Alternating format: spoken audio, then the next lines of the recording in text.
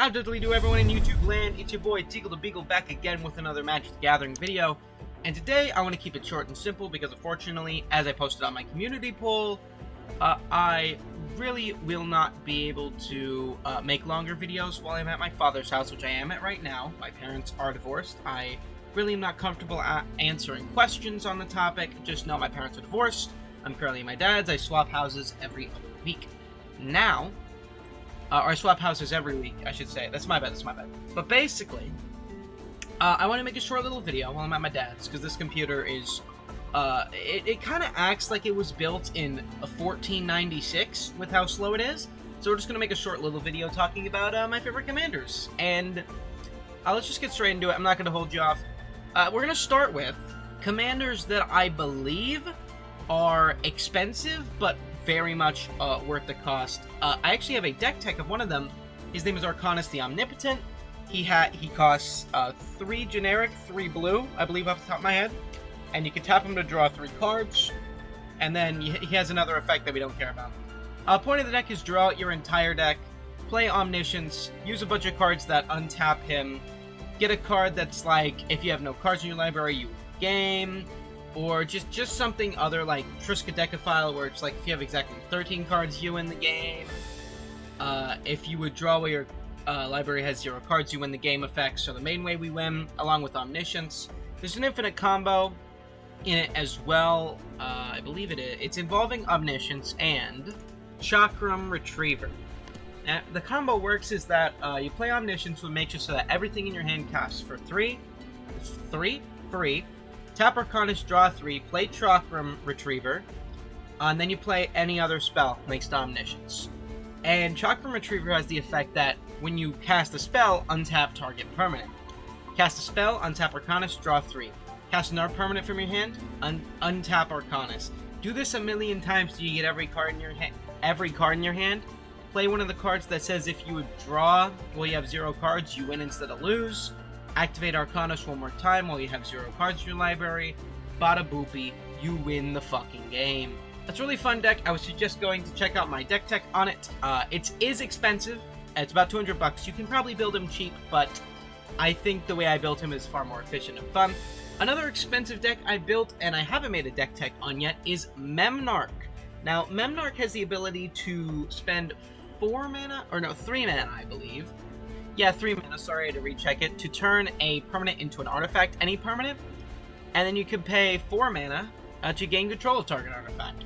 So the deck has a ton of ways to just basically ramp it to 1,000,000 mana, and then also has a ton of ways to turn your opponent's permanents into artifacts, so that this just, like Liquid Metal Torque, for example, makes it so that instead of having to pay 7 mana in a turn to get one thing, you only have to pay 4 to get one thing.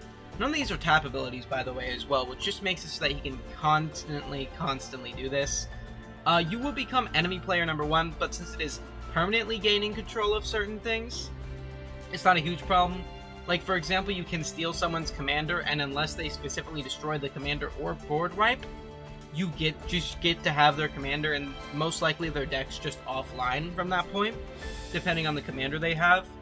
Like, for example, if you were to steal Memnarch from me, my deck would be offline, because a lot of the cards require him to be used, which is why it's not really a high-power deck, but it is a really fun deck in my opinion.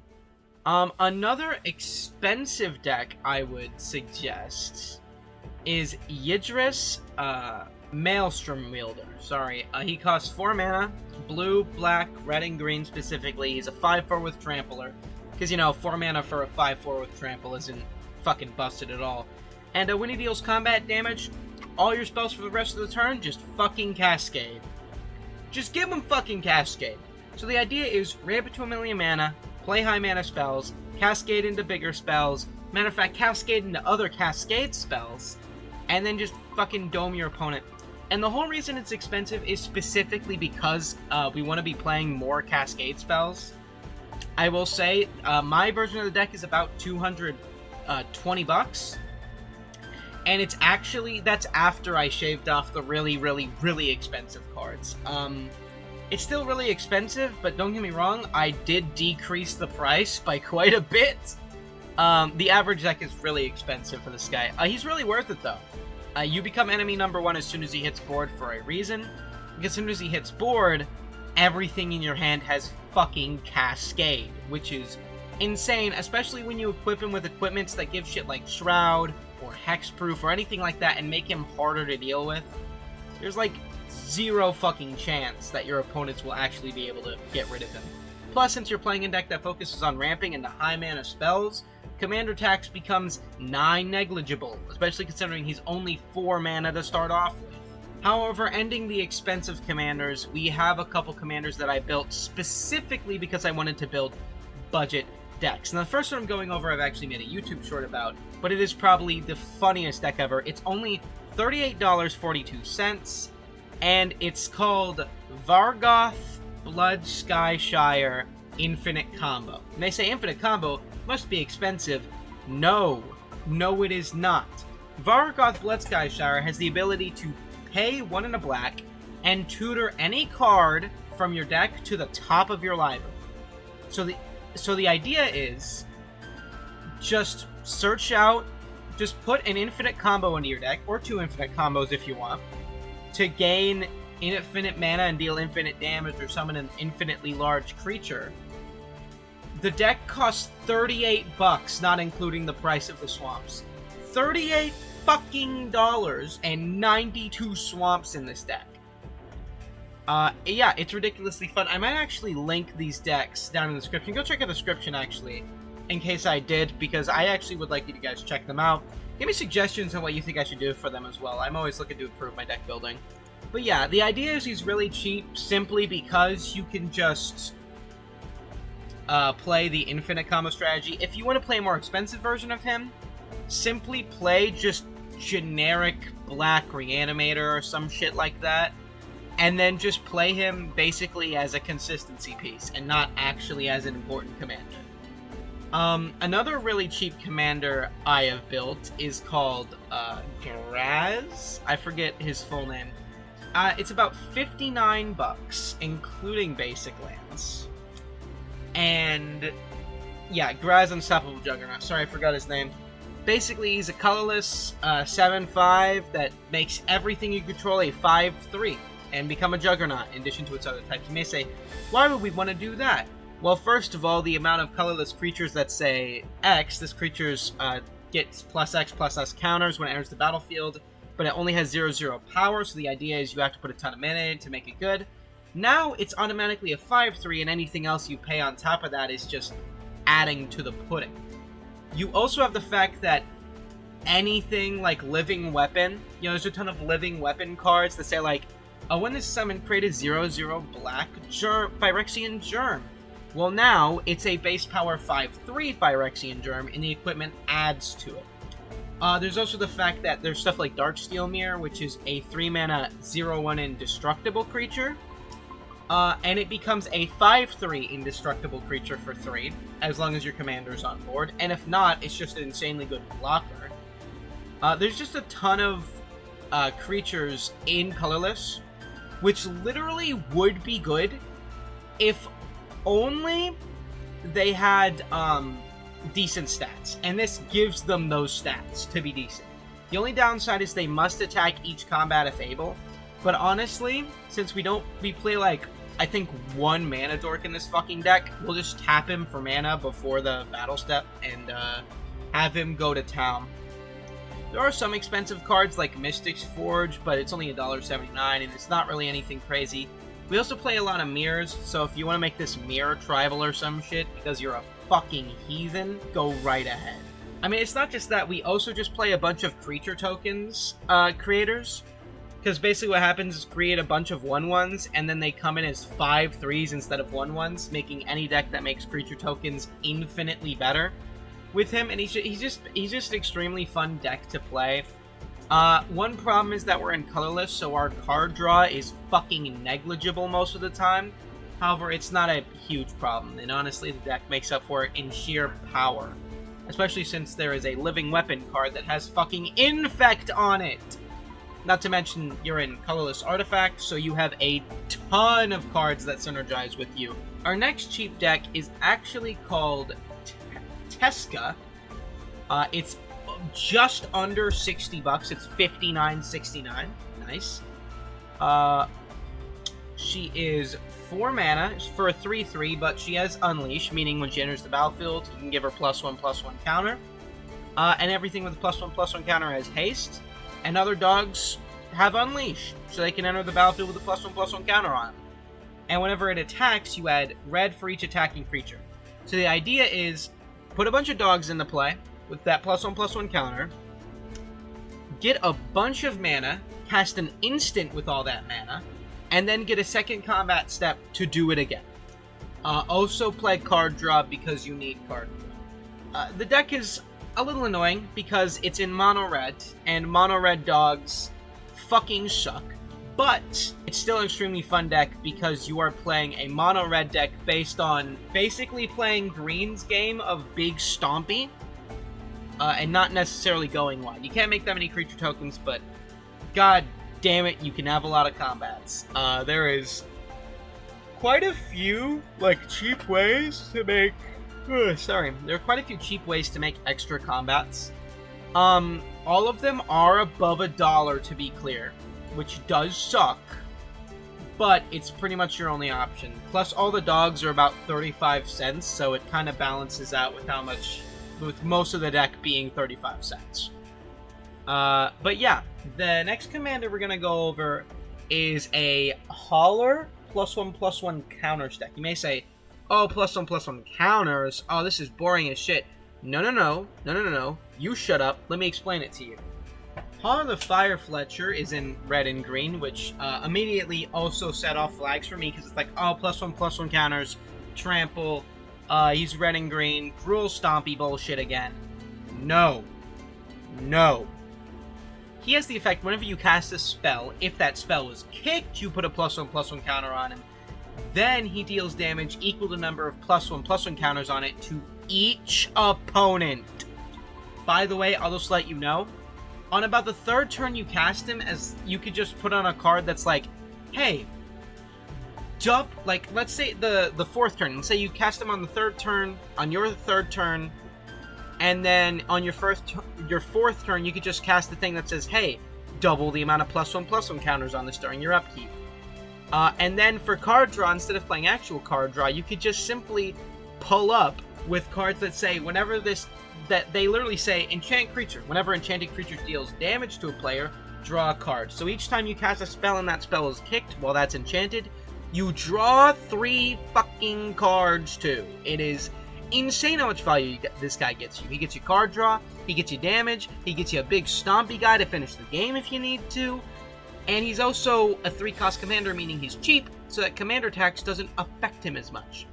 Granted, he's also very susceptible to that removal, because he gets up to 20 or so +1/+1 counters exceedingly quickly with the amount of ways you can put +1/+1 counters on him outside of casting kick spells. His biggest limiter is that 90% of the kicker spells in red and black, or not red and black, red and green, fucking suck booty cheeks. There are very few that are actually good, and most of the time, that's why you want to be playing the stuff that gets you card draw, because you need to draw into your kick spells due to the fact that there's unfortunately not a lot of them. There's enough to make it good, but not enough to make it super consistent to draw them. Mostly it's cards that increase his +1/+1 counter count, and just make him generally bigger in that number, because you need specifically +1/+1 counters. You can't just increase his power to deal more damage. He just ramps up power really quickly, and I've had fun. I've actually played this. It is an extremely fun deck, and I would suggest picking it up anytime. I actually built it on stream. It was my first $50 or below deck that I ever fucking built, and it was a goddamn joy on stream to do so. However, we're now going to talk about a mechanic that originally I turned my back on. I thought it was fucking trash, that no one should ever play it. I thought it's stupid that we could have 2 commanders instead of 1. It's the partner mechanic. And honestly, y'all need to chill out, man. The partner mechanic is kind of fucking dope. And the reason I say that is because I finally looked at the partners and said, instead of bitching and moaning, I'm going to find something unique to do with these guys. And what you can do is look through them and try and find even the smallest bit of synergy. Like, for example, Kesit Flesh Sculptor with Tormad the Desecrator. At first, it doesn't seem like there's much synergy. Kesit sacrifices artifacts and or creatures to draw me 2 cards and put 1 into the grave, while Tormad messes around with, like, if cards leave your graveyard, create a 2/2 zombie creature token. Allow me to tell you about all the different ways fucking artifacts can recur themselves from the graveyard to your hand exactly. There are about 5 bajillion different ways, even ways to put them onto the battlefield from the grave, creating a bunch of 2/2 tap zombie creature tokens. And this also means that it fixes Kesit's biggest fucking weakness when playing him, and that is the fact that sometimes, no matter how much I love the bastard, there's not enough artifacts to sacrifice, and I don't want to have to sacrifice himself, so I just pass, and I can't have that. So instead, these tokens not only serve as blockers while we're setting up our drainers to drain our opponents out of their lives due to the fact that we're sacrificing artifacts, but also we could sacrifice them when we don't have enough artifacts to then trigger his draw and send a graveyard effect. He's an extremely powerful commander, Kesit is. You can pretty much pair him with any of the other partner commanders, and you will see some form of success. A lot of people say he's a little too slow. I say, play 1 mana and 2 mana artifacts that draw you cards when they're sent to the graveyard. There are about 50 fucking thousand of the bastards. Not to mention, Scrap Taller, which just allows you to recur them from the graveyard even more and play them again, and then all of them draw on summit, them coming into the battlefield, and then they sacrifice and draw another card, and then you have to discard 15 to hand size. I love Kesit. I will never stop ranting about him. However, we now have a even more unique deck that I came up with, which was Brenlin plus Karak. Now, Karak has this little handy-dandy text on him that says, whenever you cast an instant or sorcery, you flip a coin. If you call that coin correct, copy the spell. If you call it incorrect, just put it back in your hand. The effect still goes off no matter what, but at the minimum, you're putting it back in your hand to recast again and again. At maximum, you are doubling it. And then we pair that with Greenland. You may say, what's the synergy with Greenland? He synergizes around 6 costs and above. Well, we are playing a high mana ramp deck that focuses on blue and red instants or sorceries that cost 6 or more exactly. Granted, finding a way to keep this deck within $50 with the amount of high cost instants or sorceries of mana value 6 or greater, it was a fucking challenge. I think this is the longest deck it took me to build. Like, the longest deck. Kesit, it took me a long time to fix him up and find the right partner for him that I liked. Whereas Brenlin and Karak, it took me a long time because the fucking cards in this game cost too damn much. Listen, okay, this might be a little ranty, but I'm just gonna say this. Yes, Magic the Gathering should be collectible. Print alternate frames, or alternate arts, which is something you already do, make those rare and expensive, and then, boom, there you go. You have collectors who could say, ha, look at this fancy cardboard I purchased, it was very expensive and it looks really cool, and it's also really rare, while also making it so that if you just want to play the card, you can just pick up a normal fucking version for about $5 or something instead of $24. I'm looking at you, She-Old-Dread. How much is that thing now? Seriously, it's just really annoying, and I'm sorry about that little rant. It's just, you know, the amount of people want to get into Magic the Gathering is about everyone on this planet. The amount of people who can afford the goddamn game, competitive or casual, is staggeringly low. But I digress. I shouldn't really be commenting on that, especially since that's going to be about the end of the video. I really do appreciate you guys just sitting around and listening to me rant about stupid decks that I built while having mental breakdowns or streaming. Those are the only time I build decks, by the way. If I tried to at any other time, I don't feel motivated enough, and I'm like, I'll do it later. I should probably do my chores anyway. But again, thank you guys so much for watching. If you want to watch more comprehensive and good content, I make that more on my mom's, so the next week from when I'm making this, or whenever you see this, is when I'll be making better content. But for now, enjoy this short little video where I rant about commanders I like, and I hope you did enjoy it as well. And like I said, try out these commanders. They're really fun. I hope to see you. All day and all night, we'd stay up, it felt so right. We were so young, we were so dumb. We would get drunk and then hook up.